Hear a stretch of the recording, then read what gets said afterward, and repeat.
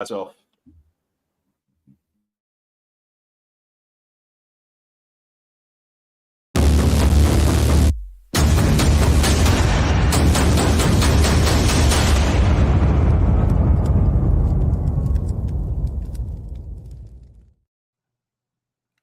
And welcome, fellow extremists. Oh, that's the panelist and not Jax because she doesn't fit in that. Yeah, we have an awesome guest tonight. We have Jax in the house tonight. The absolute, I'm going to say this correctly, female beast of the bush is how I was going to put that, because in the woods, if I needed a survival kit, I was going to take Jax with me. Like, she would be my survival kit. I'll just take her with me. Well, it's an honor. You want to reword that a little bit, Chris? I said, at this point, is it even worth it? No, just let it be. Just let it be what it is. I was being polite, and Emery had to mess it up for me. Jax, how you doing tonight? I am great. It's an honor to be here. I've actually never been on a podcast, so I'm looking forward to all of this. So we're your first. Well, we're going to set a low bar. It'll only get better from here for you. Nothing to worry about. As you guys know, it's me, your favorite angry American, and we've got the infamous Robert Toombs of Mountain Readiness in the house, Sue LaRue of Tactical Riflemen, and just Sue LaRue Incorporated. And then we have Emery Morgenstern, fugitive at large from Prime Combat Training. What's up, y'all? What's up? What's up? That's it. So see, it's easy, Jax. It's easy. Yeah, it's super easy, Jax. Listen, Jax. All right, and that's a wrap. There we go. That's a wrap. Let me give you a Sue LaRue gem. Don't worry, Jax. You won't be the first one to wake up in the morning disappointed with me. That's the Sue LaRue.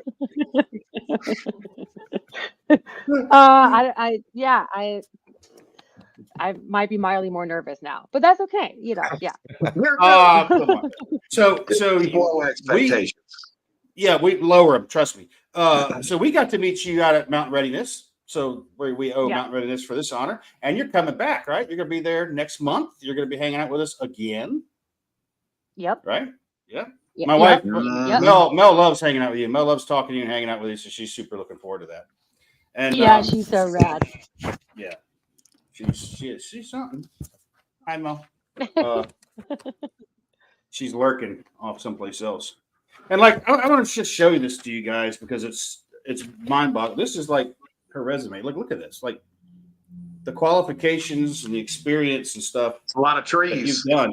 For being a lover of nature, you've killed a lot of trees. A lot of trees right there. You just killed. This is a super lightweight paper, though. So, all right. But how's the grammar? Is the grammar good in that? You're asking me? I have editors, dude.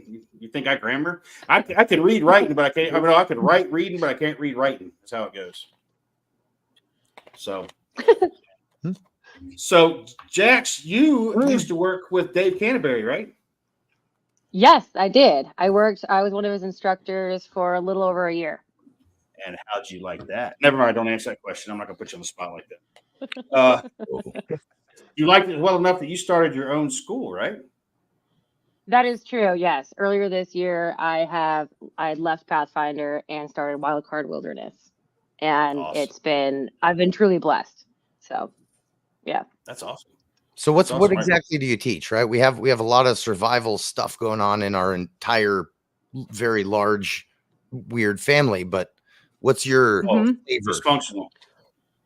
So I have 3 pillar classes that I have curated and have taught this year. One I have taught at Mountain Readiness, and that's called my survival medicine class, where I focus specifically on trees. I want people to, instead of always looking at the forest floor for medicinals, I think people often forget that there's medicine and plants that grow around us, and Tower boas all 4 seasons. So I really wanted to get people to start thinking about, hey, there's medicine all around you and how to harvest it ethically. And the idea behind that class is to bring the apothecary to the woods. So it's making, mortar and pestles, making containers, and making pine tar, and just getting people really familiar with their environment. And I've curated that class for different forests, whether it's the temperate forest or the boreal forest.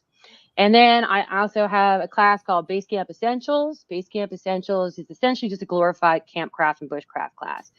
But the idea behind it is, I think so many schools focus on the individual to survive in the wild. But what about community? Because without community, we're nothing. So this was a class that was designed to actually build comfort in the wild and with each other, and something that we can share with each other. And this weekend, I have an all-women survival class. Is at Georgia Bushcraft. That's where I am right now. And we're going to be going across the gamut of things: fire, shelter, friction fire, navigation, traps. So I do a lot. You and I are not invited to that class, I'm assuming. Yeah, it's a kind of, unfortunately, the class only caters to half the population. No, that's awesome. That's awesome. So have you always been like the girl running around the woods? Is that kind of your deal? No. No, definitely not. Like, I grew up in the suburbs of New Jersey. I lived in New York City for 10 years. I'm so sorry. Get a rope. Yeah. No wonder you're still running into the woods then. She's still running away from New York City. Just go, go, go, go, go. Yeah. Yeah. And then kind of like in my late 20s, I started, camping and hiking with friends. And I really loved being in the wild. I love being in the woods specifically. And I realized that I was so deathly afraid of it.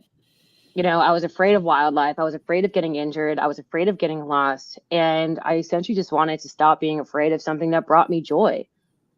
And so I just kind of started the training on my own. And then when I started to do some solo hiking, I had found Which you have done some epic solo hikes too, guys. Like when she says solo hiking, she's hiked across Britain before. She's hiked the Mere Trail. Jacks has hiked. If you can walk it, you tried to walk it. So yeah, pretty much.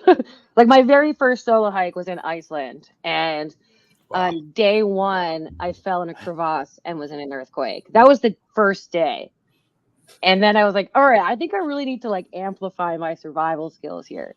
That's Mother Nature telling you to get back in the city. She's like, that is a ballsy trip for anyone. Right? Yeah. Actually, pronunciate it crevasse. Is crevasse the actual pronunciation? It's crevasse. That's it. It's crevasse. So. I like that. It sounds way cool on top of it. All right, girls. I fell in a crevasse. Real quick for everybody, if you guys have questions you want to ask Jacks, put hashtag Jacks in your comment, and we will mark those, and we'll have her directly answer some of your questions in a while. And for some of you knuckle draggers out there, behave yourselves. So, yeah, Jacks, why don't you let our audience know where the classes are actually held at? Where do you teach at, and how? Give them a shameless plug of how they can contact. Absolutely, plug up Georgia Bushcraft. I love those guys. Yeah, so I'm actually at the Georgia Bushcraft location right now, which is in Watkinsville, Georgia, not far from Athens. And that's currently where my women's class is. But I actually live in an off-road or an off-grid van. So my classes are kind of everywhere. So are you saying that? With two... Oh, go ahead. I'm just gonna. I was just saying. Are you telling us right now that you live in a van down by the river, like for real? Yeah, I do. And have the river changes, but yes, I do live in parking lot, maybe Walmart parking lot occasionally. Yeah, actually, it's Love's truck stops. They're my preferred Love truck stops. There you go. I didn't answer to my question. Does the van have windows? It does have windows. Yes. Oh, never mind. Okay. Heavily tinted windows. Yeah. Emery's going to sew you some curtains. Yeah, there you go. And they have curtains. Yes. But yes. So I've been working with other schools throughout the country. So Georgia Bushcraft is hosting this class. More recently, I worked with Survival University, run by Jason Marschneiner, out in Colorado. And that's where I did my base camp class and kind of tagged on to a lot of the other classes that were going on there. And next year, I'm in communication with all three of those venues about putting on some more classes, as well as others. So that calendar will be released soon of all the classes I'm doing next year. That's awesome. I love that you have a women's only class too, because I know for a lot of women it could be a little intimidating to go with a bunch of dudes in the woods just because of the way we behave and the stuff that happens. So I love seeing someone who's encouraging more women to get out there and get involved, because you guys are just as capable, more so in a lot of cases, than the guys are. So it's fantastic to see that. It's really good. Yeah, I just really think that, there, in terms of like the female market for instructors, like we're here, but I think a lot of women don't know how to find the classes, but also more so they're not seeing a lot of people that they find relatable teaching these classes. So I'm hoping that my goal is to get more women out there into the wild, and overcome the things that whatever makes them afraid, fear doesn't have to be something that stops you. Fear should take the back seat when when you're driving the car. It's always going to be there. Don't let it touch the, radio dials. It's always going to be there, but you can be the one in control. You know what I mean? So, yeah. Yeah. Passenger never gets to touch the radio dial. Everybody knows that. True story. Yeah. And I watched a hot video of you today, and I mean hot, because you were making a knife. You were hammering out iron. Yes. For your new blade. Beast mode. Yeah, let's talk about this new blade, because everybody in this group right here, we're all blade nuts. I mean, we're all about knives. So what do you call your new blade that's coming out, and when is it going to be available, or where can I get one? So you can get them on my website, which is wildcardwilderness.com. It should be released on the website within the week. The inventory has already been made, and I am calling it the Ripper. It is a small foraging knife, designed to working for foraging large amounts of plant material as well as for bark craft, and it also looks like a weapon. So this is the Ripper, and yeah, very nice. And it comes in 3 different handles. I did the design. I worked closely with Kyle Gehagen to execute that design, and this was shot in that forge. So Kyle is right now working on one of our blades for you guys that are watching. The Dalton blade will hopefully, if we get this all sorted out, be in production via Kyle Gehagen. So he'll be making ours as well. And there's also a blade, the Morgan blade, going to be coming out, which Kyle's doing too. So are you going to bring some of those to Mountain Readiness in October to sell? Oh yeah. I mean, Awesome. If I still have stock, then yes, but I'll make sure I do. All right, cool. Selling them fast. That was a good day, too. That was a lot. I like that. That was a lot of fun.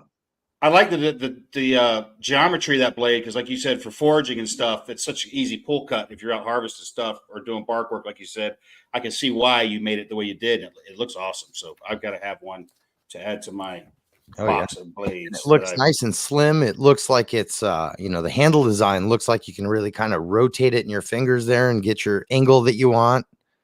Right? Absolutely. There's a lot of versatility with it. Very cool. And you were telling me before, so it's A1 steel, right? And we were talking about it. Everybody in the knife world is like, it's the new hotness everybody's after is, the 3CP12IC4. But really, so I was asking you about it, and your answer for why that steel was chosen was actually a great answer. I mean, that's what you want to hear out of choosing a steel for a knife. It's for a purpose, right? So so the knife is, so I do a lot of work with procuring tree medicine and from resin. All right, so having a knife Burton, having a knife that can actually having a knife that can easily procure that resin. Oh, he's so chill. What's up, JJ?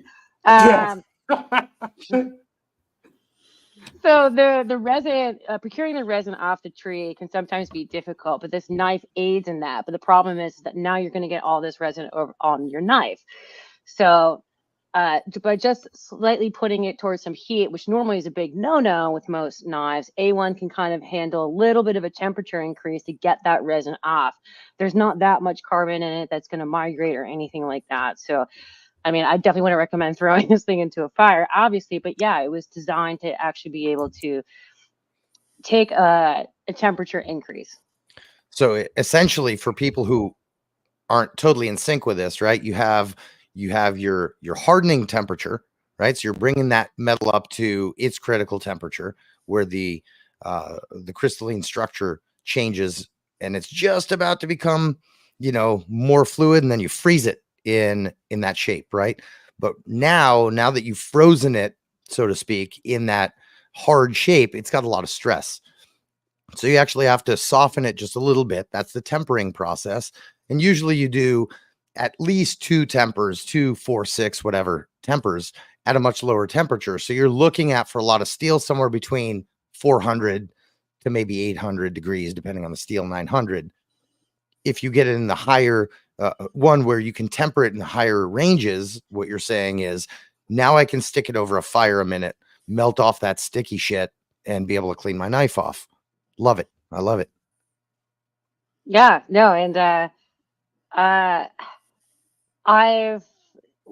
it's one of those knives too, you kind of have to see in action, and I was in a class and I was demoing that,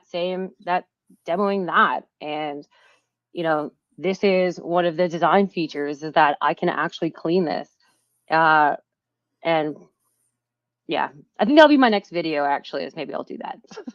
Cool. So That's a good idea. Yeah. Handle geometry on that thing is great too, because for us guys that have a little bit larger hand, some of those smaller neck knives like that one right there is a little dainty. You end up with the pinky sticking out when you try to use it. But that one you have there, we can fit, even the guy can fit his hand all the way across that. You get a really good grip. So that's what I like about that blade as well. And it's, Jacks the Ripper. I mean, that's cool as well. Well, that's what I was gonna say. That's awesome. You can almost call that blade the zipper too, because you can sure fit somebody with one in a hurry with that geometry of that blade. Just looks like a cover, I mean, Hey, Yeah, don't make exactly. a terrible murderer like we are. I think that was Kyle's contribution to that blade. He was like, and also, if you'd like to split people open. Yeah. If you actually want to have Exactly. fun with it and not just hurt trees. Right. Awesome. yeah. Kyle might have had something. So to do here's a with it. question. How'd you come up with it? Did you forge one? Were you making knives and like, this is what I want? No, I think it's just like the experience of handling so many foraging and bushcraft knives. It was just wanting to find that one knife that can do it. And I think, for me, I work so much in bark craft, making baskets or, procuring in medicine.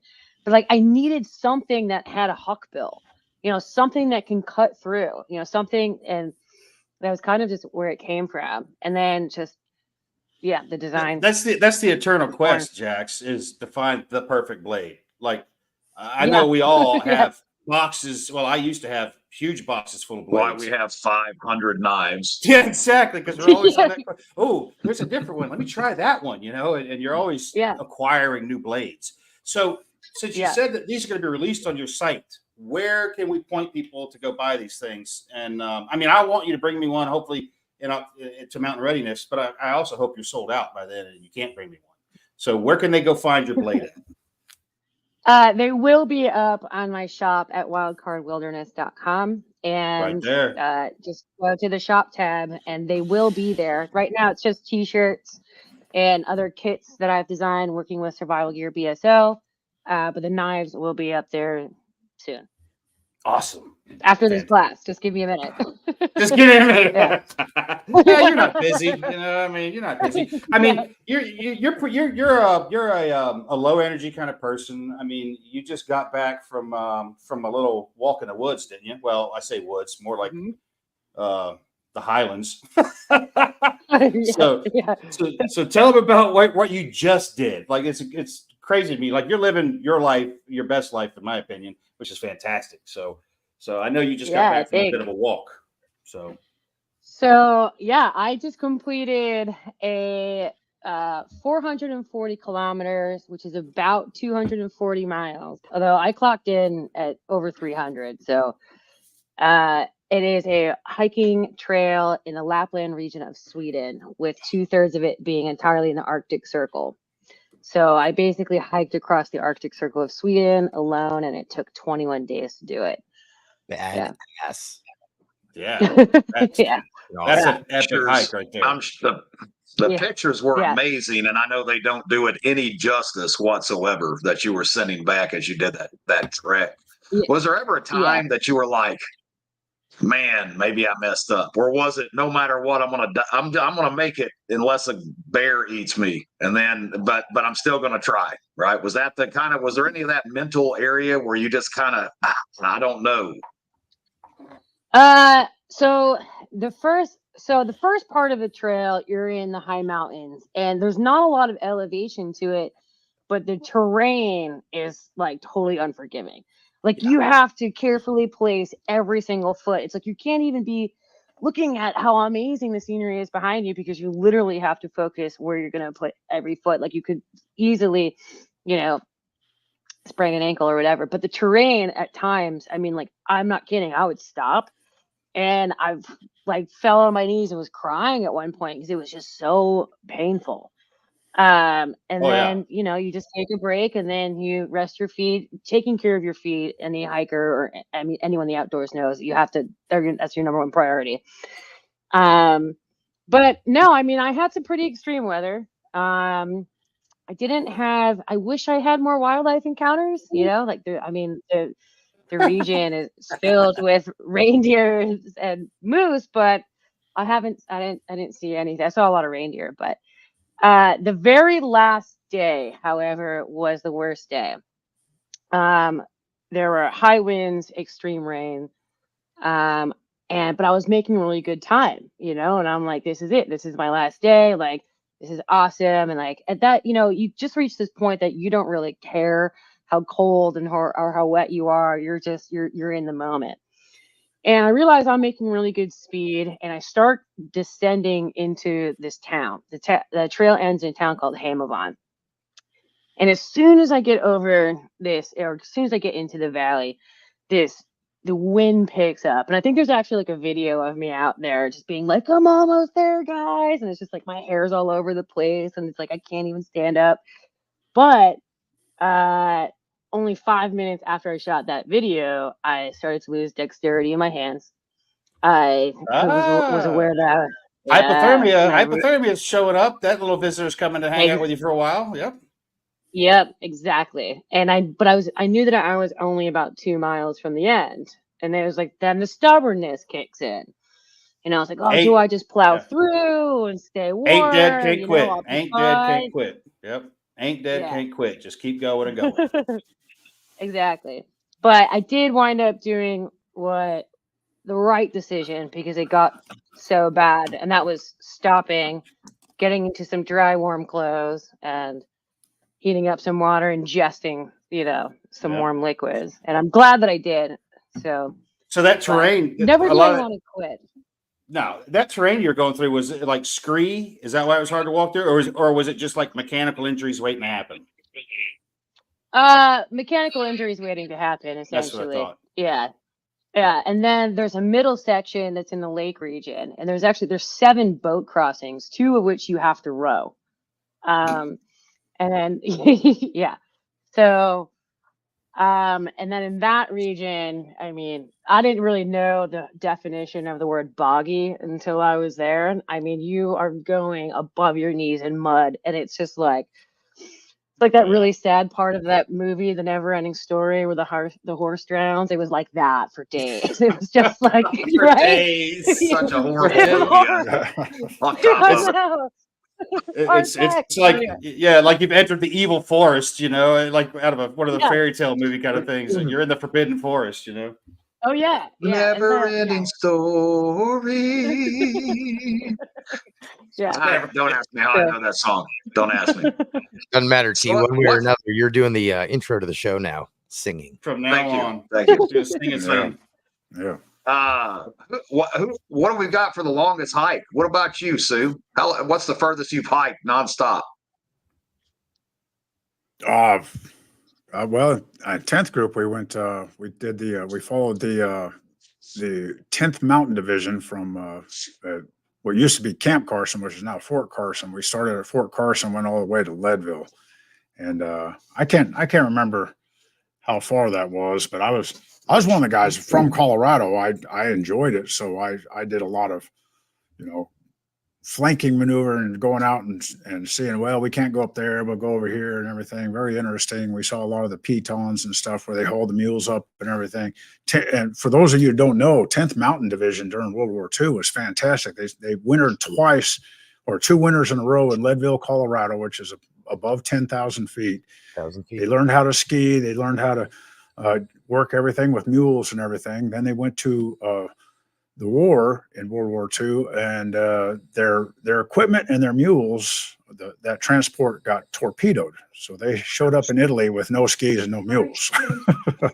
So real incredible story. But up there now, there's a huge monument for all the men that got lost there. Bob Dole, Senator Bob Dole, the guy who ran for president a few cycles ago, he was actually wounded in 10th Mountain Division. So that was probably 120, 140 miles, but we did it. I don't think we did it as fast as Jacks.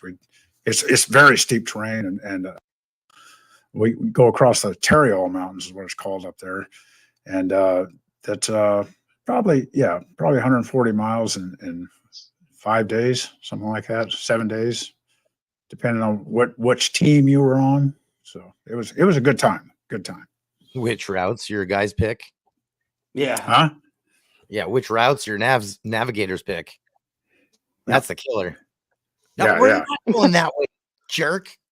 Yeah, there's nothing like going up, nothing like entering into a canyon and then getting back in there like 4 miles and realizing there's no way out of here. Turn around, go back. And Sue's a combo guy. Hey, Echo, go up to the top of that hill, see if your radio works. Yeah. I like it when they do a map recon and they're like, all right, we're going to make our rendezvous point here. And we're looking at it. We're like, yeah, you guys need to go walk that first. 5 hours later, they come back and like, that's not possible. We're like, yeah, we figured that. It's funny that Jacks was talking about that stubbornness, because that's exactly what happened to me when I was a sniper instructor. We were sitting around drinking beer after one of the classes. And a lot of the guys said, hey, Green Berets, they need to be more in tune with intelligence and computers and doing area studies and everything. And I was like, no. Green Berets need to be able to jump into Canada naked and walk out 2 or 3 weeks later wearing buckskins, and 20 pounds heavier. And they're like, no, that doesn't happen. And they said, and one of them got smart, because I lived in Cripple Creek, which was 61 miles by the road up to Cripple Creek.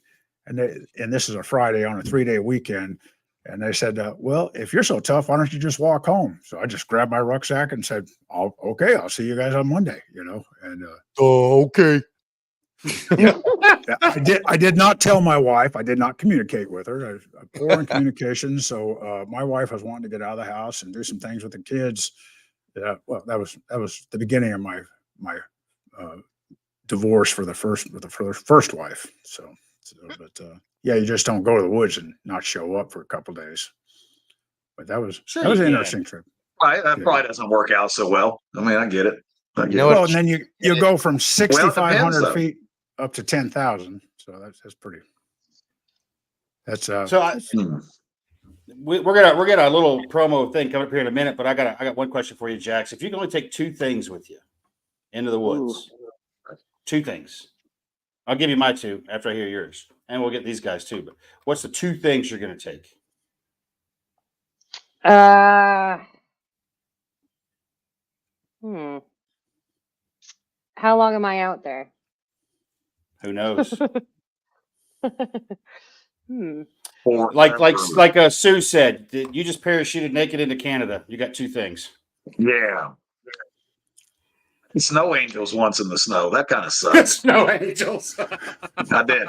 It was more to prove that I could. I just freshly jumped out of the shower, and like my ex brother-in-law, he wouldn't give the dog water outside, and he was staying with us, and I was like, look, man, that dog needs to drink. It's cold out. There's snow everywhere. And kept telling him. And finally he was like, I can't do it. It's too cold. I said, oh, BS, man. I run outside butt naked, give this dog water, jump down in the snow, do some angels, come in, snapped off a big chunk of my hair, that froze solid, and to prove a point.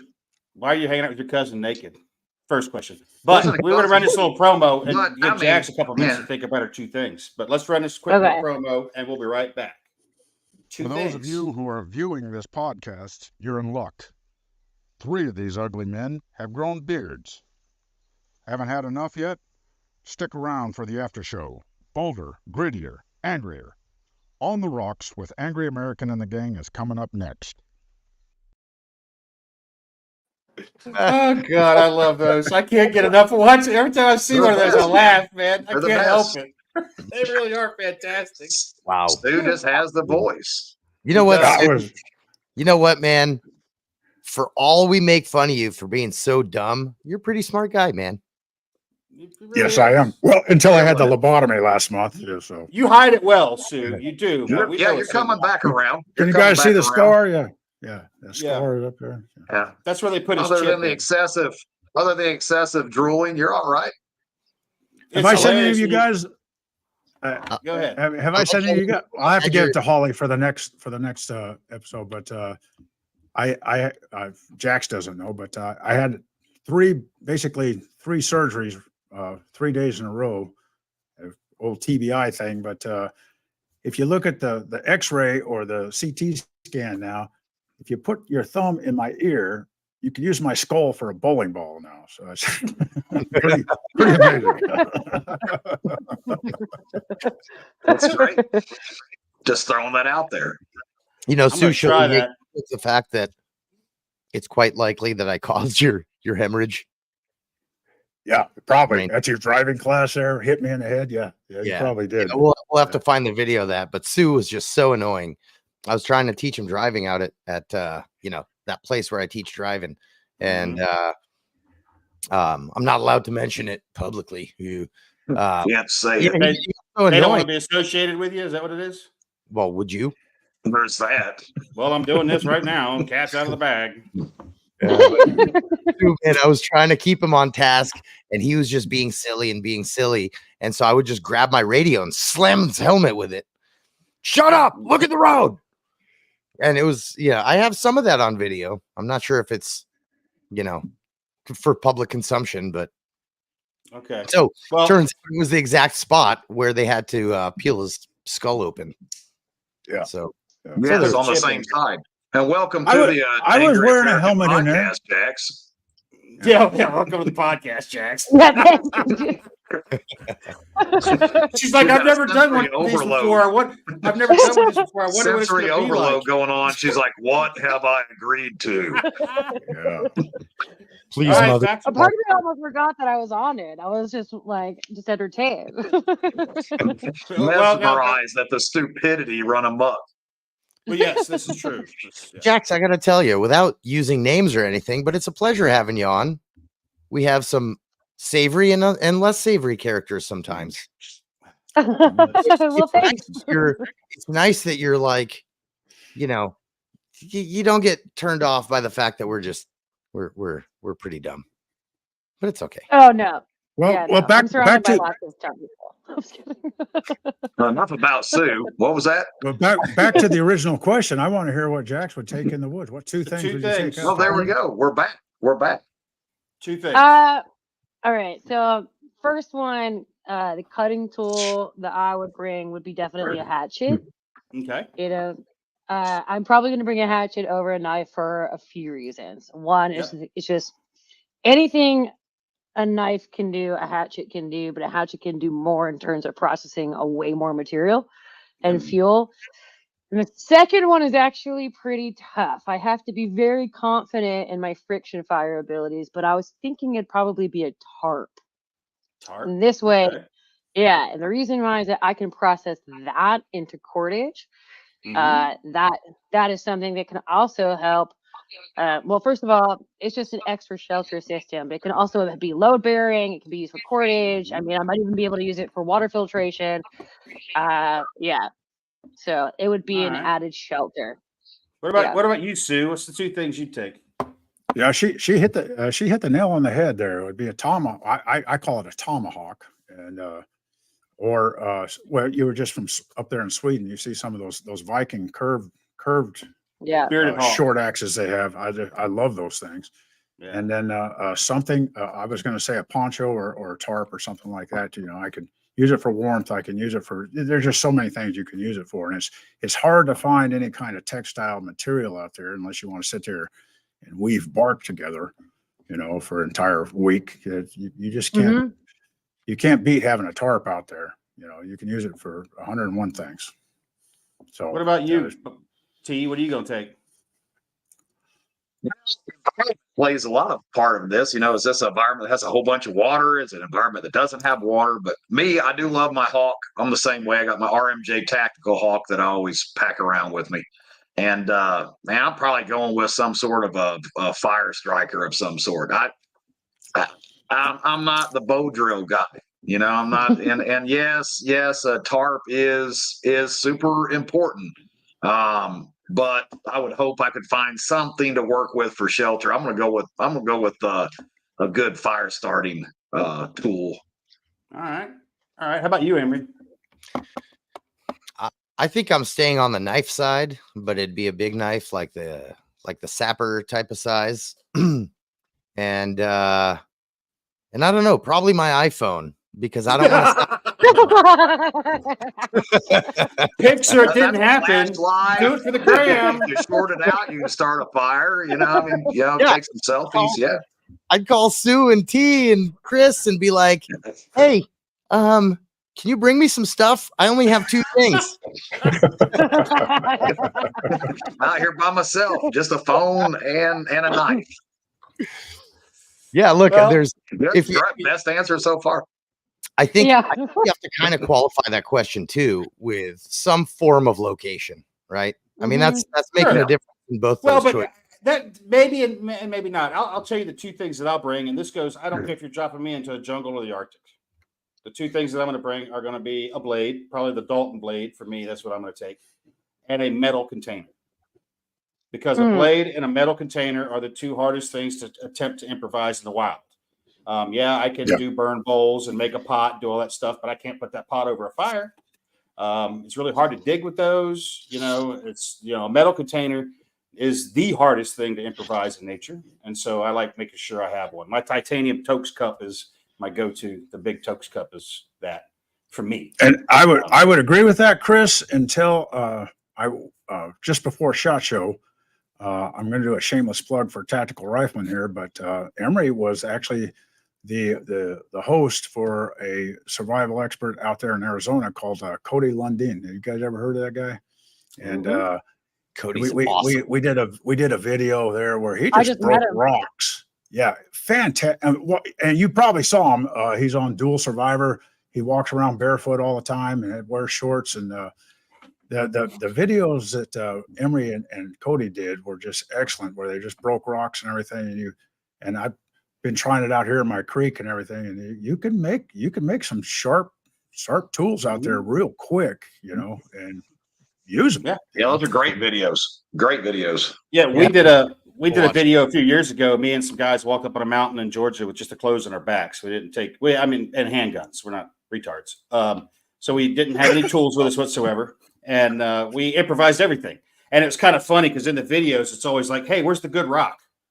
Like, who's got the good rock? I need the good. Oh, thank you. I got to cut some stuff. I need the good rock. Like, yeah. Well, so Chris, let me follow up with you on your thing, right?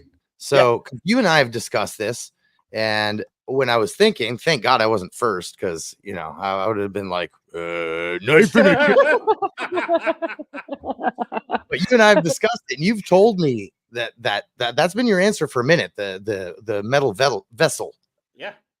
Always. But along with that, what's your preferred if you didn't bring your flint and steel, which by the way, I use yours in the jungle, but little plug.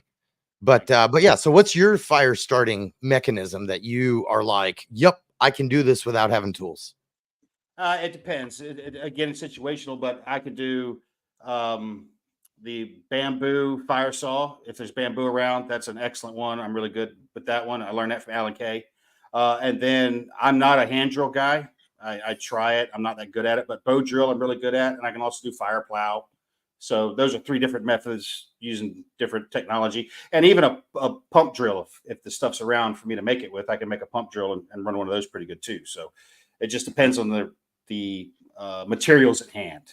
So, but I love the bamboo fire saw. It's fast, so it's really like fast. Jack says. It kind of depends. The 2 things. If you only had 2 things, it depends where you're going. Because I can remember where we did SEER school, which is survival, evasion, resistance, and escape.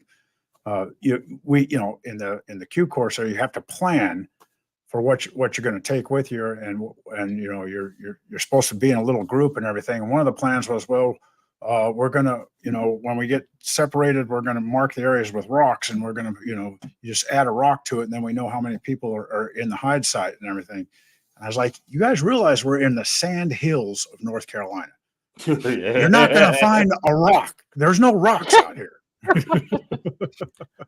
Well, not far from there, there's a lot of slate mines, and I've spent a lot of time living in a slate mine in North Carolina, and those rocks are utterly useless. I hate. Sue, I bet there were a lot of rocks in your pack, though. Yeah. Yeah. That's why they had to crack his dome to get him out of there. Yeah. That's what it was. It was removing the rocks. Yeah. Now, Jacks actually, with her fire expertise, what was it, last weekend in a downpour, 10 points of ignition. You even got an ember on the, was it hand drill? It was hand drill, yeah. Yeah. Hand drill and a downpour up underneath a little awning caught a spark. So pretty impressive there. Nice. Yeah. Oh, that is impressive. Yeah. That is impressive. Yeah. Hand drill. I mean, hand drill is reliable. Like Alan Kay, good buddy of mine. I'll let you guys know who he is. He can whip out a hand drill fire faster than anybody I've ever seen. But since we're coming around here on our time, we got a bunch of questions for Jacks, and so we're gonna jump into some of these. This first was great. Here we go. Don't read that one. Don't read that one. They're all coming. I'm just kidding. There we go. This is my good friend Pete Rabatucci. He's a good buddy of mine. There we go. Yeah, they're tired of looking at us. People that look like us. So. All right. Thanks, Thank you, Pete. There you go. You know Pete. So, and then Will, and you remember Gabriel from last time. Yep. So, and then now we got real questions. So here we go, real ones. So did you grow up learning any of the skills that you then built on? And I'm going to say no. Growing up in Jersey and the city, you probably didn't. No, but I mean, so the only thing, my mom was in paramedicine. She was an EMT. She was an emergency room nurse. But my mom was a first responder at 9/11. And so because I lived fairly close to the city, and, everyone from the surrounding area was brought in. So she was kind of the first person to really educate me firsthand on disaster preparedness. And of course, I mean, it's slightly different than the woods, but I think it's all reliance. So I think that, for me, a lot of it, I think critical thinking is still a skill, and because it's not something that you just begin with. You have to, work on it and enhance it and So I would say that skill is something that's always kind of been a part of my life. And then, I do think about being a first responder myself and going into the more of the medical side of things. But I would say the skill that I learned, maybe other than that would be navigation. Navigation was sort of something that I had taught myself. I remember just like reading how to use a base plate compass, and it was a Ray Mears book, Oh, and then really? I actually, and then actually going out and practicing it. All right. So this is an inside joke for our crowd. Which way's north? From where you're sitting. You're asking me? Everybody's What? pointing. Yeah, they're all What? pointing different Yeah. directions. It's an inside joke. Oh, I know. Everybody, I was like, I know why it's that way. Oh, there you go. Everybody asks Mel that all the time. Which way's north? It's just a running joke, so I had to stick it in there for you. All right. So here's another one. Was there a moment or skill learned that caused you to realize you were really good at survival? Ooh, okay. So, oh man, was there a moment? Well, I mean, all right. So I used to work for the Pathfinder school, and then at that school, there are a series of challenges, right? So if you're familiar with the program, you have these, basic, intermediate, and advanced. Well, you can't pass the advanced without having skills. So there's that. So that would be like a standard thing, and my advanced class was pretty bizarre. Like that class was kind of Dave Canterbury's. Every advanced class is Dave's brainchild, so they don't repeat. In my class, we had an Arctic blast. It was below freezing. It was the first week of November, and the only gear we had was a wool blanket, a roll of jute twine, a Swiss Army knife, and a bottle of beer. Oh, time for That debris was- huts, debris shelters. Then, yeah, time for debris shelters. Quick, fast, so and that was hurry. our gear. Yeah, so you're making fire off the landscape, Oh yeah. and yeah, and that's just, I think, so much of. It's not so much skills that you need in the woods; it's having guts. Having what it takes. Because for me, like that's the only thing I had to rely on was just the sheer will to keep going.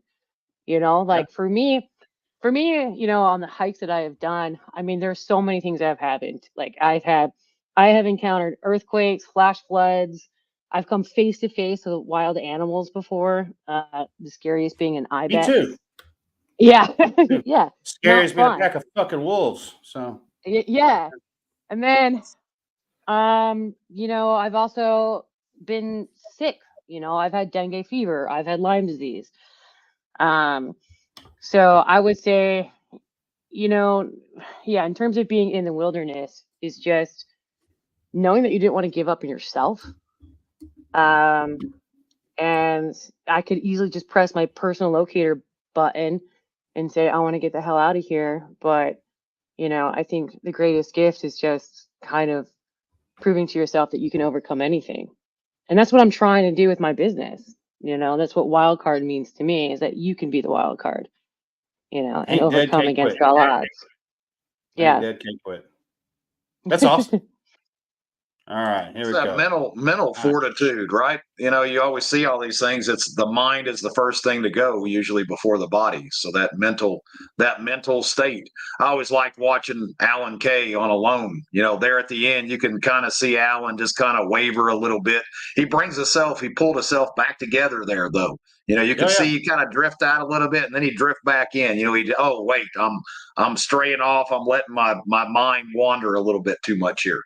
And that's I think what you're talking about, that inner fortitude. That's what you got to keep track of over everything else. Most absolutely. contests are won or lost in the mind before they ever begin. Yeah, absolutely. That's 56 or however long days. It doesn't even matter at that point, right? He was out there forever. But 56 days. I've spent 5, 6, 8 days alone in the woods. After day 2 or 3, you're your head's doing stuff that you're not necessarily telling it to do. Yeah, well, it takes about 3 days. And I actually I don't know what your time frame is, but for me, it's about 3 days in the woods to acclimate to the woods again. It's like Alan said when he came out, they ripped him out of the woods. He wasn't ready to go yet, so he had a bit of an abrupt exit, and they stuck him in this little cabin. And he said, just being in there, he could feel the frequency of the electricity in the building. He could hear it. And so when you step out into that again, you've got to let all that fade off of you and get back in tune with the natural rhythms of the world. And so it does take a little time. You mean all those toxins and bad negative charges? You got to get the body used to that torture again. And then is what it is. Yeah, Chris knows this. He's been part of Alone. That you go through a talent agency, and they wanted me to go to Naked and Afraid, and I was like, I'm not going to Naked and Afraid. And they're like, well, why not? You got the perfect personality. You do well in front of the camera and stuff like that. And I was like, I'm a ginger. I'm a ginger. I have been sunburned before. The worst thing that can happen to a ginger is to be sunburned and trying to survive. Yeah, yeah. I mean, you Yeah. could do the Alaska. I mean, Alaska Naked and Afraid when you got the 20 hours of night. You know, you only got Well, no, because on a full moon, you still get sunburned. Well, I think the one I was right. trying to get You're on right. was season 6, and that's where the guy did 100 days out there. He actually went 100 days, killed the Yeah. yak with a knife and everything. Yep. Mhm. I could, Yeah. I had to drop out because my wife had emergency thyroid Oh, surgery. since we're You talking can't, about, can't we'll go throw out this there. You can't go out there in the woods and think, "Oh, I wonder if she's all right." You know, so I had No, to drop no, out the last minute.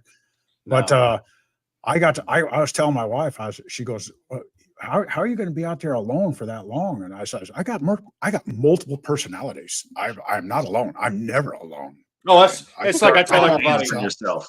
I'm my own favorite person. I like me better than I like anybody else. And I'm great hanging out with myself.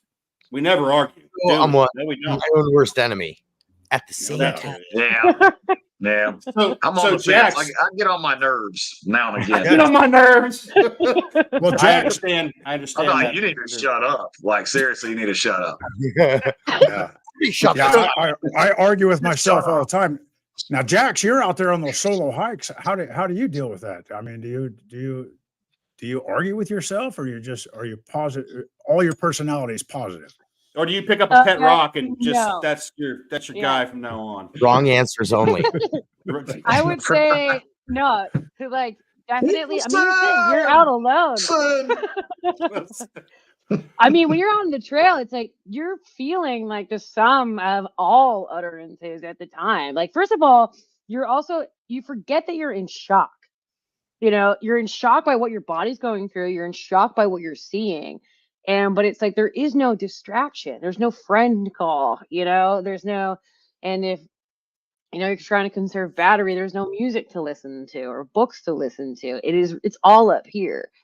And then sometimes the landscape becomes a reflection of that. Like, I remember when I was in Iceland and it was like just walking across this black sea. It's just black sand. Mhm. There was no color. It was just black sand and white fog.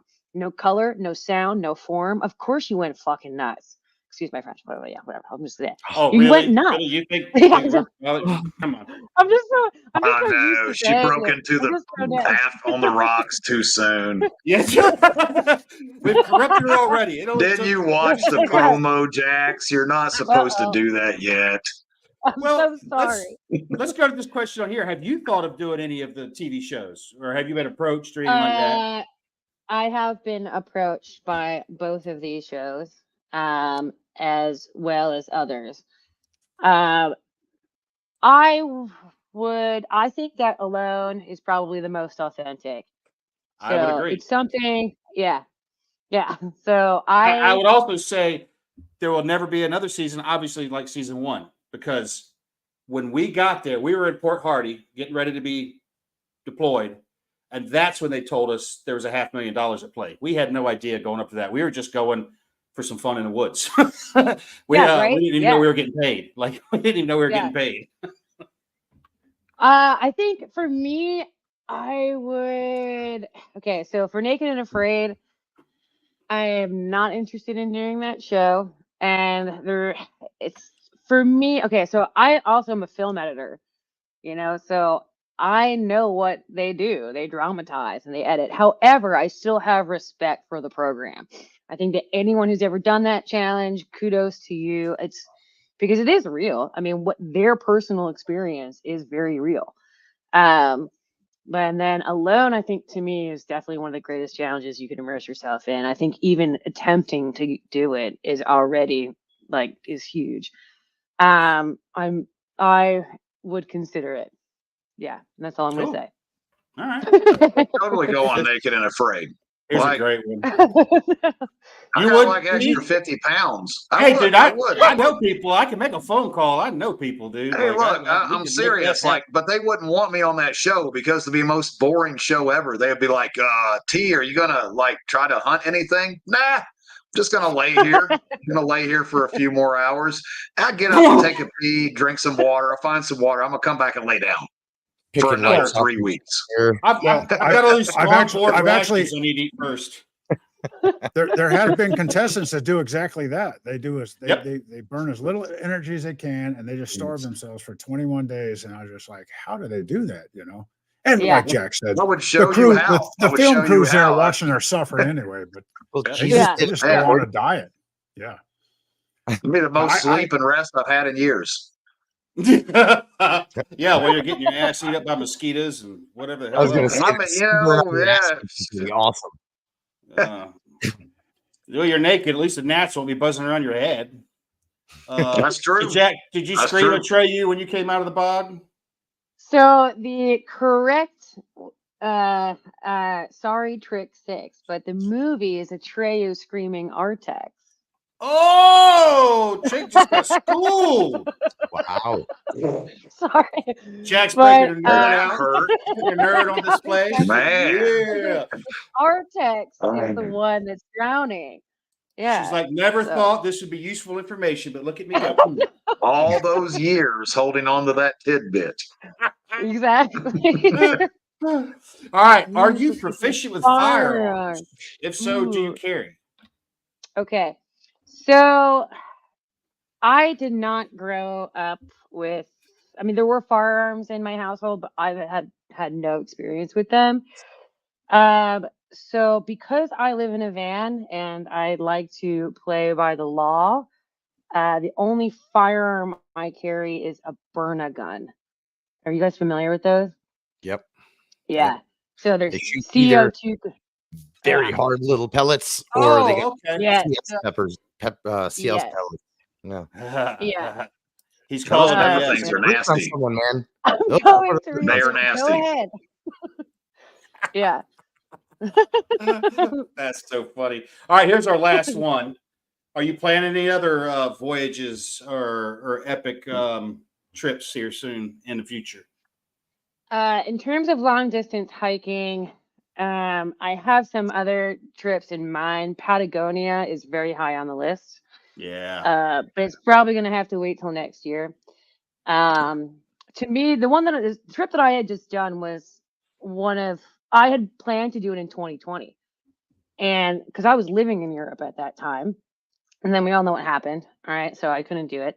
And then, so for me, I had been holding on to that trip for a while, but also that trip was like the ultimate pilgrimage. Oh yeah. So, but Patagonia, to me, is just, yeah, that's very high on the list. And hoping to do that. And then I am in conversation with some other people about doing an actual retreat. And it wouldn't be an all women's retreat, but it would be a hiking retreat where we would be practicing survival skills as we go. So, Cool. and that would be a hike probably along the AT around this time next year. So, Nice. Very awesome. cool. there's Can that. can Yeah. Emery and I go if we identify as women? Absolutely. Yeah. All right, Sue, I check. think we have to start with identifying as human. Yeah, that would be a start. Good start. Good So start. since we're coming up on the end of this, Jacks, and of course, guys, you know we're going to be doing On the Rocks right after this. Where can folks find you? What do you want to plug right now? What do you want folks to see, know, or go get, or the floor is yours. Yeah, I mean, so my Instagram handle is Wildcard Wilderness, same with TikTok, same with YouTube. My website is wildcardwilderness.com. On that page is a list of all my events. Classes for next year will be posted on there shortly. I have my knife will be released soon. I'm also working with Kagan on making some other products that will be done this week. Nice. So, yes, so it's very You exciting. guys gonna get them So- done this week. Sweet. Yep, I just approved it, so I'm very, very excited. So we got some other stuff coming out. So just stay tuned. The shop is going to be rolling a lot of stuff. Things I could do. There's a last question that popped up, and anytime somebody Yeah. asks something about kids, I'm always about let's get these little people in Absolutely. the woods. So Definitely. let you have that one real quick. Do you have any suggestions of things I could do with my 4-year-old son out in the wilderness? Trying to come up with ways to involve him more with my audience. Would love input. Plants. Yeah, I was gonna say wild edibles too, because Yeah. kids love to eat Yeah. stuff, and it's super cool Yep. when they realize they can pick my youngest daughter would go down to the school bus stop at the corner of the road down there, and I would drive down there and sit with her, and the mothers would come up and be like, you need to stop her. I'm like, why? They're like, she's eating the weeds. I'm like, yeah, she knows what she can eat. Yeah. I'm fine with it. Yeah. You know, and they would freak out. But if the kids think that is so cool that I could eat that, like, you know, Exactly. Yeah, absolutely. exactly. As a secondary, advanced pistol carbine by Tactical Rifleman. That's a good one too. Try that one out. You get to do push-ups and everything. The other thing I'll say too for little people is tracking. I was just going to say that. Yeah, tracking. Great minds think alike. There we go. Yeah. But yeah, teaching them to identify tracks, and then which Jack Sue is a rather famous tracker himself. Yep. That's what he's going to be teaching tracking classes at Mountain Readiness. So, but getting them into tracking and wild edibles, I think those are two fantastic ones. Yeah, definitely. That's right. And then, of course, shelter building, because every kid loves to build a fort. That is true. That is true. Yeah. Very true. And then if you get lost in the woods, you can use your kids to build the shelter for you. You know, once again, use that slave labor thing. I'd be like, hey, Johnny, time to get our shelter put together while Dad hangs out over here next to the fire. Worked for me. Right. Yeah, I had 4 of them. All right, guys. Jax, thanks for being on. Awesome to have you. We'll probably have you on again. It was a pleasure. I had a lot of fun. I loved it. Well, and next week we've got put that back up, Holly, because my brain just went blank as soon as I said it. For our next week, Farm and Forge. I was going to say Forge. Chantal Mullins. Yeah, Chantal Mullins next week. Same bat time, same bat channel. So for those of you who are in Patreon, you guys can hop over there. We're going to be showing up in just a minute, and we appreciate you guys hanging out with us. And you know the deal: be good or be good at it. Wake up, America! Don't be woke. Haven't had enough yet? Stick around for the after show. Bolder, grittier, angrier. On the Rocks with Angry American and the gang is coming up next.